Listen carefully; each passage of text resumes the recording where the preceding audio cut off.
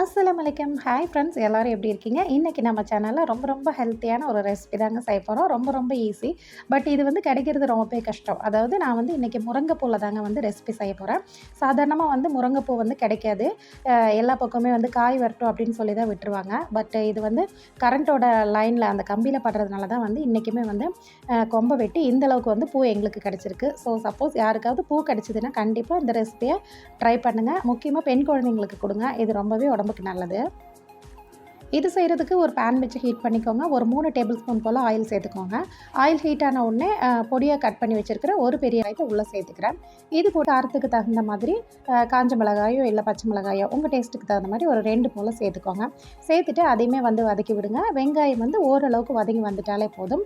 நம்ம வந்து வாஷ் பண்ணி க்ளீன் பண்ணி வச்சுருக்கிற முருங்கைப்பூவை வந்து உள்ளே சேர்த்துக்கலாம். முருங்கைப்பூவில் வந்து உங்களுக்கு பூச்சி வண்டெல்லாம் இருக்கும். ஸோ அதை பார்த்து க்ளீன் பண்ணி வாஷ் பண்ணிவிட்டு உள்ளே சேர்த்துக்கோங்க.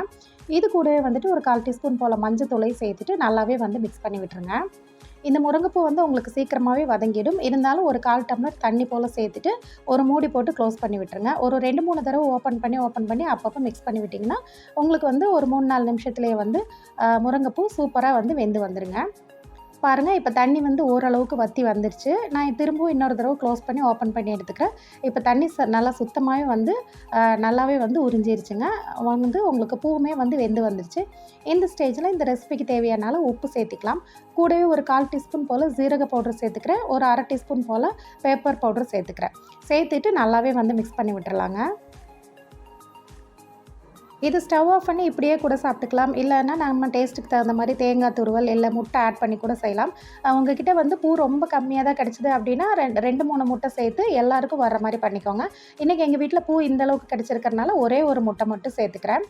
சேர்த்திட்டு வந்து நல்லா மிக்ஸ் பண்ணி விட்டுக்கிறேன். அது வந்து நல்லா வந்து அந்த பூவோட நல்லா மிக்ஸ் ஆகி டேஸ்ட் வந்து ரொம்ப நல்லாயிருக்குங்க. அந்த முட்டையோட ஃப்ளேவரெல்லாம் உங்களுக்கு வராது.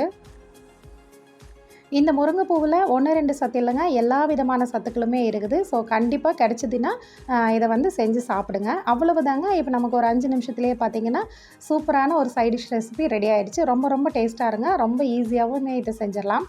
கண்டிப்பாக இந்த ரெசிபி உங்களுக்கு பிடிச்சிருக்கும்னு நினைக்கிறேன். இந்த ரெசிபி பிடிச்சா லைக் பண்ணுங்கள். அப்படியே நம்ம சேனல் ஆஹாவோல்ட இப்போ தான் நீங்கள் ஃபஸ்ட் டைமாக பார்க்குறீங்க அப்படின்னா நம்ம சேனலை சப்ஸ்கிரைப் பண்ணி ஃபாலோ பண்ணுங்கள்.